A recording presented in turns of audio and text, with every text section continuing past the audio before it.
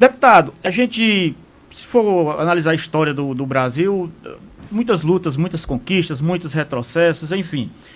A gente tem um sistema presidencialista de coalizão, né, que, na minha opinião, funcionou até ali o governo, primeiro mandato de Dilma, quando existia uma pauta realmente centralizada, mas enfim, depois polarizou e existe essa turma que a gente intitula como Centrão.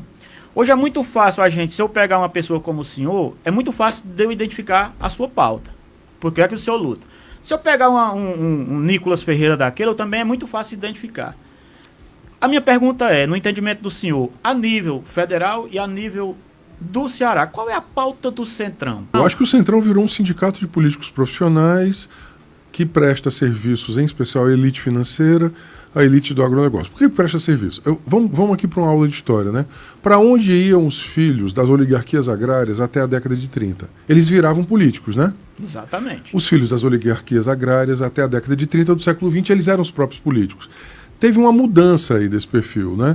Teve uma mudança em que você criou, de tempos em tempos, você cria o representante da elite que não tem vínculos necessariamente com a elite. É o deputado, né, do Centrão, que mesmo não sendo necessariamente um representante oligárquico, né, ele serve às oligarquias, ele serve ao andar de cima.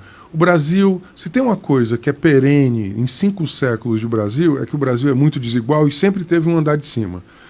Um andar de cima que às vezes é visível, às vezes silencioso, quando requer, né, ele pode fazer mão da violência né, na história, ele pode, por exemplo, fazer golpe de Estado, ele impõe uma agenda legislativa contrária a direitos ambientais, a direitos humanos, a direitos sociais, como foi a reforma trabalhista, o licenciamento ambiental, a reforma da Previdência, tudo isso. Bom, existe também a representação direta, né? Vamos lembrar que o número de fazendeiros, de grandes fazendeiros, no Congresso é gigantesco. Qual é a maior bancada do Congresso? Não é a bancada de partido A ou partido B, é a bancada do agronegócio. Essa é a maior bancada.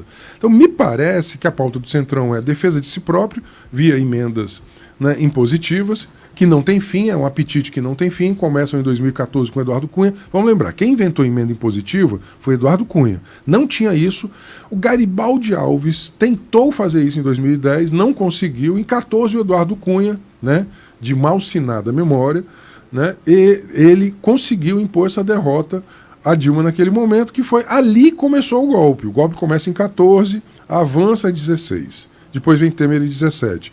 E aí as emendas impositivas geram uma grande bola de neve, um apetite que não tem fim.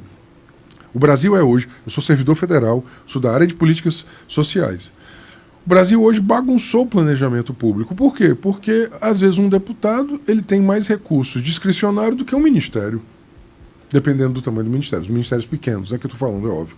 Então, aí... Por exemplo, uma secretária da assistência liga assim, chegou aqui uma emenda de um deputado federal para fazer um CRES em dezembro. Então, é óbvio que isso bagunça o planejamento público. Estava vendo outro município, um município de 15 mil habitantes recebe 5 ambulâncias. Será que isso era o planejamento do SUS? Será que não era melhor ampliar a unidade básica de saúde? Será que não era melhor, por exemplo, fazer CAPES? Bom, isso é uma subversão em nome de interesses privados. Mas tem os interesses inconfessáveis, que são, na verdade, até confessáveis, né? Eu acho que a votação do IOF foi a votação que confessou os interesses, né? Vamos analisar o processo legislativo de dois processos legislativos. Um processo legislativo é o projeto de lei do governo Lula de isentar os mais pobres do IR, tirar quem ganha até R$5 mil do imposto de renda. Esse processo anda a passos de tartaruga. Somente ontem, mais de 6 meses, o relator, o Arthur Lira, dá o parecer. O PDL, o processo de decreto legislativo para defender os super ricos, porque você que está me vendo aí, mesmo que você seja bolsonarista, não acredite, né, eu gosto de conversar com todo mundo, mesmo que você seja aí porque isso que está acontecendo extrapola esse negócio de direita e de esquerda, né? Eu quero falar do IOF. Meu amigo, o IOF que ia ser aumentado não é o IOF do seu consignado, não. É o IOF de quem compra moeda estrangeira. Você compra moeda estrangeira? Você tem conta global? Você faz remessa, né, de moeda para o exterior? Eu acredito que não. A parcela da sociedade que compra moeda estrangeira é ínfima, né? Seria, por exemplo, você é dono de você é dono de fintech? Você é dono de bet? Não. Por que você está defendendo, então, os super ricos? Por que o cara da classe média defende os super ricos? Porque, ao fim e ao cabo, essa classe média vai continuar pagando mais imposto do que o super rico. Então, você tem um setor popular e um setor médio que, por desinformação, porque acredita nas redes sociais, né, da extrema-direita, acaba achando que vai taxar o meu pequeno empréstimo aqui. Não, não é verdade isso. Porque vai aumentar a quantidade de imposto. Não é verdade. Ao contrário, se você ganhar até R$5.000, a proposta do governo era uma proposta para isentar você. Então eu quero conversar com você que foi seduzido, não por má fé sua, mas por desinformação, né, foi seduzido por uma narrativa da direita. Que essa narrativa, obviamente, ela precisa ser combatida. Por isso que é tão importante, Cleiton, né, e aqui a Mais FM, que a gente possa, com muita tranquilidade, né, a gente enfrentar essa desinformação. Qual é o grande problema? Uma grande parte da sociedade hoje, ela só tem... Um dia desse, o Elisandro, que trabalha aqui comigo, está aqui comigo, ele disse assim, olha, você está conversando com gente que acredita em pneu, né? Você lembra daquela coisa do pneu? Chamar os extraterrestres com um telefonezinho assim. Isso, Eu disse, não tem problema, eu confio na palavra, eu confio que é necessário conversar com todo mundo, né? Necessário conversar com todo mundo. E tentar dizer o seguinte, eu disse isso porque um dia desse eu fiz um post falando sobre justiça tributária, que é um assunto que eu falo muito, né? Os super ricos pagam menos imposto do que os muito pobres. Não tem sentido isso. Então, aí uma pessoa entrou lá e deu cifras absolutamente estapafúrdias. Que qualquer pessoa com ensino fundamental, ele deu cifras estapafúrdias sobre emprego, sobre tributo, que qualquer pessoa sabia que eram mentirosas. Mas não era um problema do rapaz que fez isso na minha rede social. Era um problema de quem levou ele. Agora, tem um problema. Você não sabe se o rapaz existe, porque o perfil pode ser fake, porque pode ser inteligência artificial, porque pode ser uma fábrica, uma fazenda de celular com centenas de milhares de celulares aí com perfis falsos. No dia da eleição de 22, eu recebi fake news de telefone da Nova Zelândia.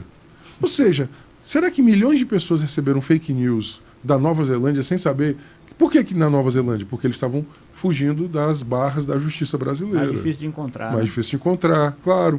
O cara comete o crime a partir de um chip registrado na Nova Zelândia. Né? Nunca estive na Nova Zelândia e não conheço ninguém que está lá e que já tenha passado por lá. Agora, tem uma questão que é essa. Hoje, a economia de plataforma ela está umbilicalmente vinculada à extrema-direita. Cleiton, análise de imagem. O homem mais... O presidente da nação mais poderosa do planeta vai tomar posse. Ele coloca 5 grandes empresários atrás dele. Os 5 são de Big Techs. Google, Amazon, Apple, Meta, né? Lembrando disso, a Amazon, já citei. Então, essas estavam ali.